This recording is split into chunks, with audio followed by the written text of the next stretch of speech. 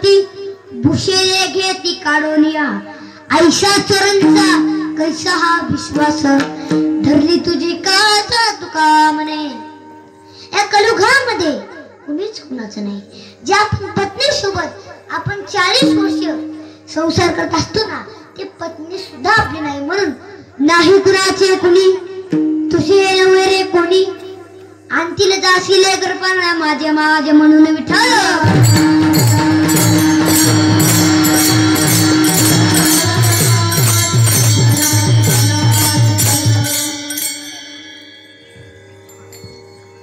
एक गावी गेलं आणि एका मुलाला विचारलं छत्रपती शिवाजी महाराजांचा जन्म कुठे झाला.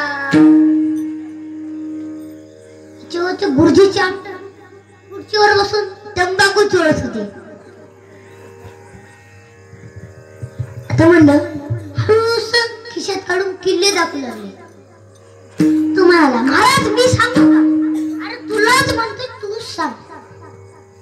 छत्रपती शिवाजी महाराजांचा जन्म किल्ल्यात झाला.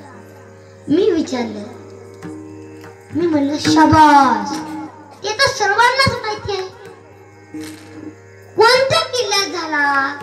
तो म्हणाला गुरुजीच्या किल्ल्यात झाला.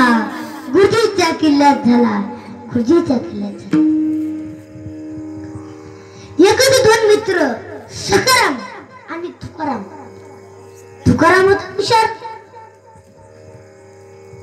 आता सकाराम तुकारामच्या कॉप्या करू प्लस व्हायचा. आता 10वी पास झाला 12वी ला गेला 12वी पण पास झाला. आता नोकरी लागायची होती. सकारामच्या तुकारामच्या कॉप्या करू जर पास होऊ लागला तर नोकरी भेटेल का. सांगा नोकरी भेटेल का.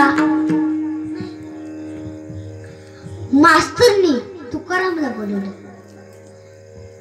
तुकारामला पहिला प्रश्न विचारला भारताचे पंतप्रधान कोण. नरेंद्र मोदी. दुसरा प्रश्न विचारला भारत स्वातंत्र्य केव्हा झाला. 1942 पासून प्रयत्न चालू होता. 1947 ला भारत स्वतंत्र झाला.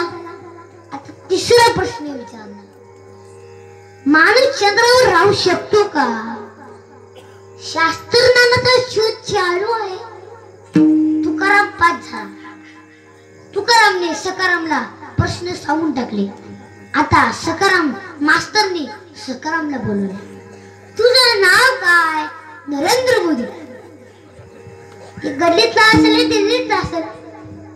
दुसरा प्रश्न विचारला तुझा जन्म कधी झाला. 1942 पासून प्रयत्न चालू होता. 1947 ला जन्म झाला. मास्तरनी बोलले तू येडा झाला की काय. नाही शास्त्र नावाचा शोध चालू आहे. असे काही समाजात मुलं असतात. तर मौलवी परवा मी कीर्तन जात असताना माझं कीर्तन 17 मध्ये असल्या कारणाने मी आळंदीतून सकाळी 11 वाजता निघालो.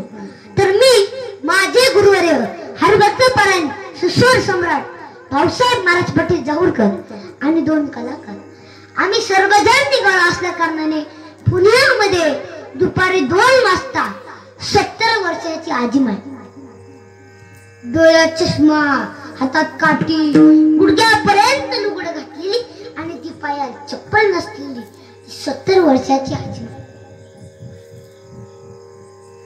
मी त्या आजीमाईला पाहिलं. लगेच जावं सांग गाडी थांबव.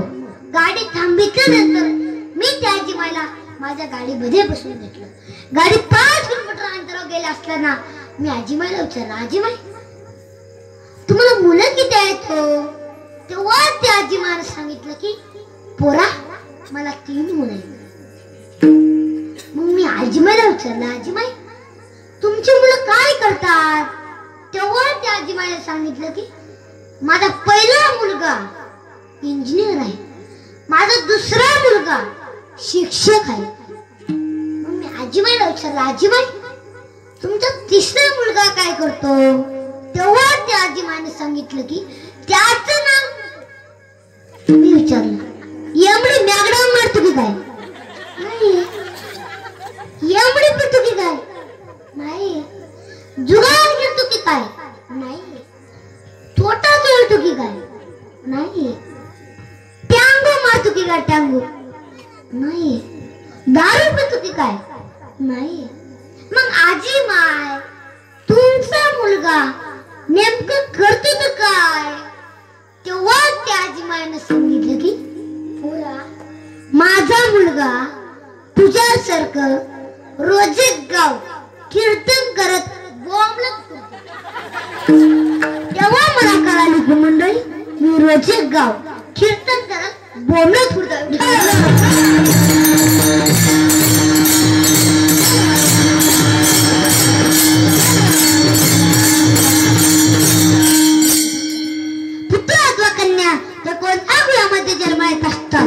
हे जोडतो को बरं आहे अभंगाच्या दुसऱ्या चरणात. कुडी कन्या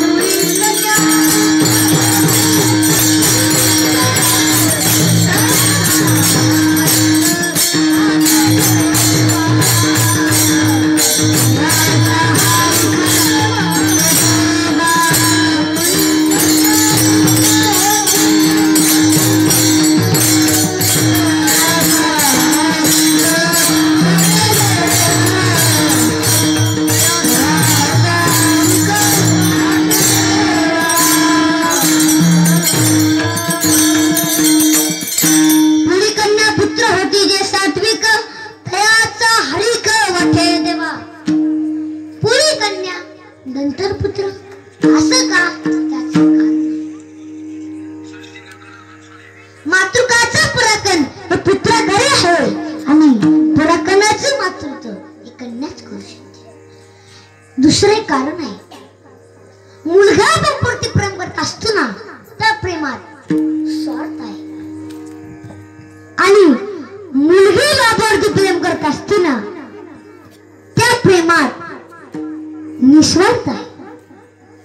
तुम्ही म्हणाल ते कसं काय? सांगतो, भजन करावे ठेवलं.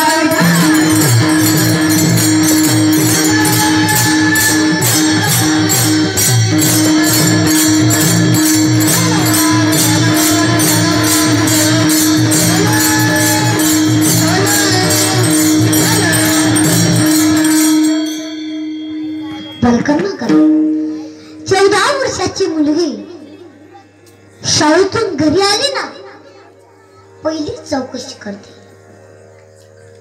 आई आज बाबा जेवली का ग?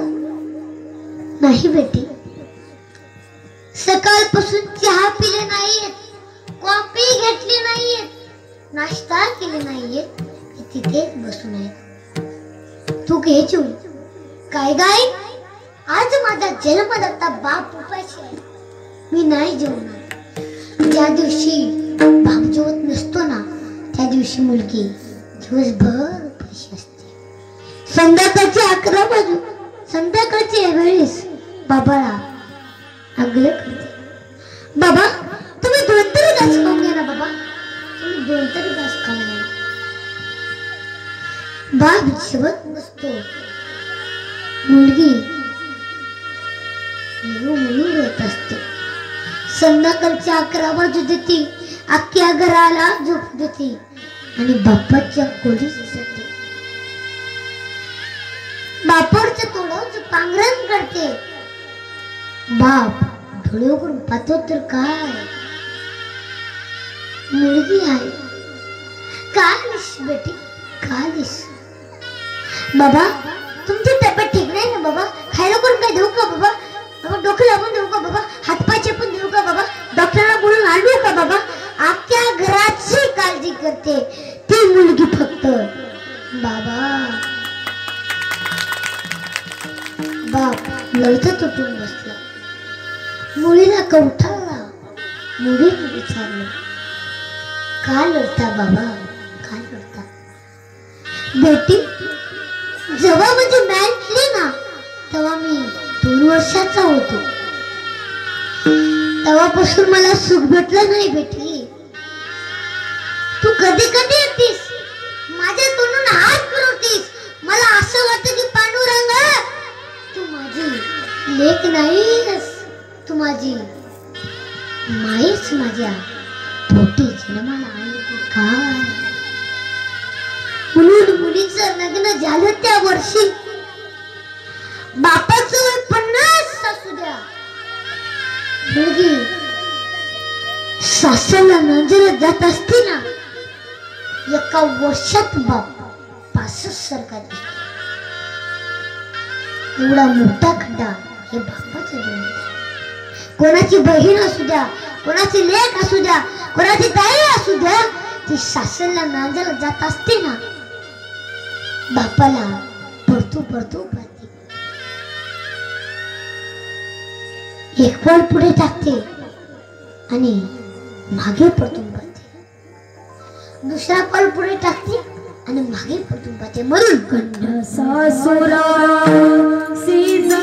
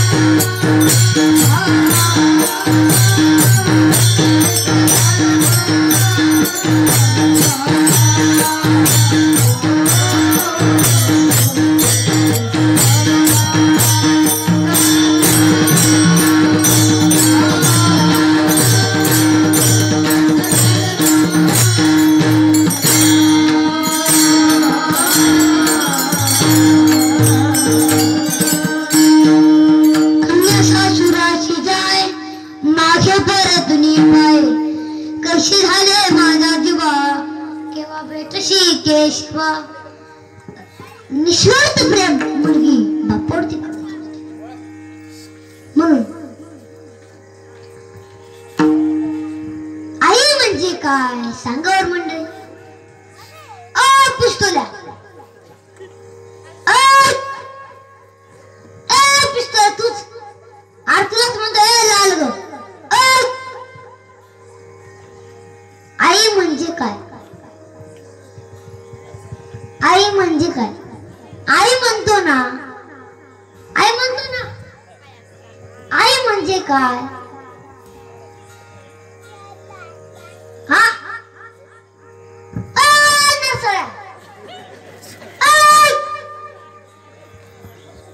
आई म्हणजे काय. पिस्तोल्या आई म्हणजे काय मी सांगतो. आ म्हणजे आत्मा. वी म्हणजे विश्व. त्या आत्म्याला त्या विश्वाची प्राप्ती करून देणारे ते म्हणणारे आई. आता मम्मी कोण म्हणून खातील करा. मम्मी काय तोंड्या तू सांग. तू सांग मम्मी म्हणजे काय. मम्मी कोण कोण म्हणता हातील करा.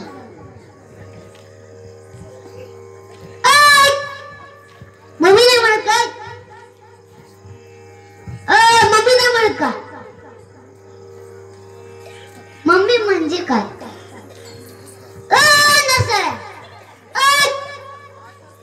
तू सांग मम्मी म्हणजे काय. मी सांगतो. मम्मी कुणीच म्हणू नका. मम्मी म्हणजे आंसाने जातीच्या कुत्रीच्या पिल्लीचं नाव. मम्मी कुणीच म्हणू नका. माय म्हणा. आत्या म्हणा. माय माय म्हणता मोठा लागले होट. आत्या आत्या म्हणता अंतर पडते मोठ. माय होटाला होट लागते. आत्या आज काय जीवच गेली काय. म्हणून मम्मी कुणीच म्हणू नका. आई म्हणा. पुरी कन्या पुत्र भाची जय सात्विक. आता सात्विक कुणाला म्हणावं सांगतो. भजन करा विठ्ठल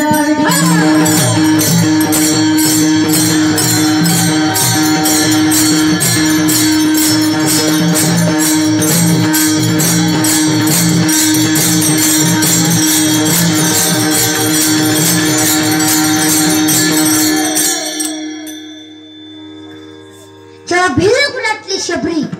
जेव्हा तिचं 18 वर्ष पूर्ण झालं ना तेव्हा तिच्या आई वडिलांनी तिचं लग्नाची तारीख ठरवली आणि तिच्या दारापुढे 25 बकऱ्याची धावण बांधलेली आहे. शबरीने विचार केला 2 जीव एकत्र येण्यासाठी नाशिवंत संसाराची संकल्पना मांडण्यासाठी हे 25 जीवांचा घात असेल ना मला नग्नच नकोय. त्याच रात्री शबरीने आपल्या घराचा त्याग केला. अरण्यात निघून गेली आणि मातंग ऋषीच्या आश्रमात जाऊन राहू लागली. अनेक वर्ष मातंग ऋषी सेवा करू लागली.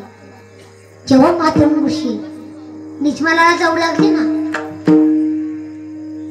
शबरीला सांगू लागले.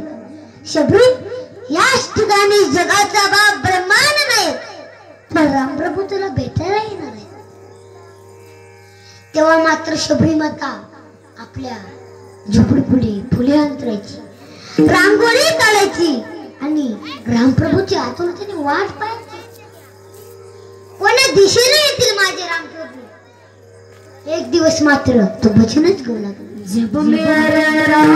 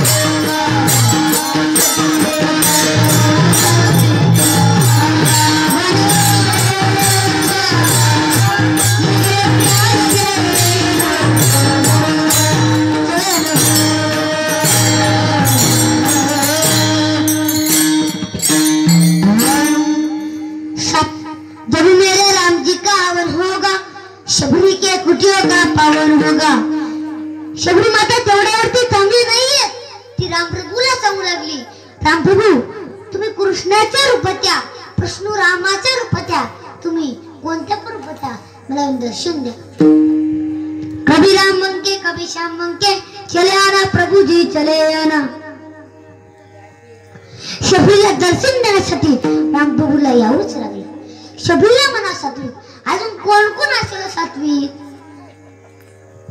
तर म्हणाले मी दुपारच्या सुट्टीमध्ये गावी गेला असताना माझा बहिणीचा मुलगा माझ्या जवळच होता. मी दर्शनाला जाऊ लागलो ना, तो मला विचारायला लागला, मामा मामा मी पण येऊ का, मामा मामा मी पण येऊ का? मी म्हणालो चल आपण दोघे दर्शनाला जाऊ. आम्ही दोघे दर्शनाला जात असताना पुढून एक पेजात्रा येत होती. पुढे हरे बँड बाजा सजवलेली पेजात्रा ते माझ्या बहिणीच्या मुलानं पाहिलं. तो मला विचारायला लागला, मामा हे काय आहे मला पण सांगा ना. तो पुन्हा मला विचारायला लागला, मामा हे काय आहे मला पण सांगा ना. मी घाबरेल म्हणून विचार करून सांगितलं, बाळा हे शिवबेत्तर आहे. आता एवढी सांगितल्यानंतर त्याला गप बसायला पाहिजे की नाही? तू मला विचारलं, मामा आशा शिवबेत्तरा तुमची केव्हा निघणार? हे ना मला कशासाठी? संत जनाबाई, संत ज्ञानेश्वर महाराज, संत तुकाराम महाराज हे ना मला जाऊन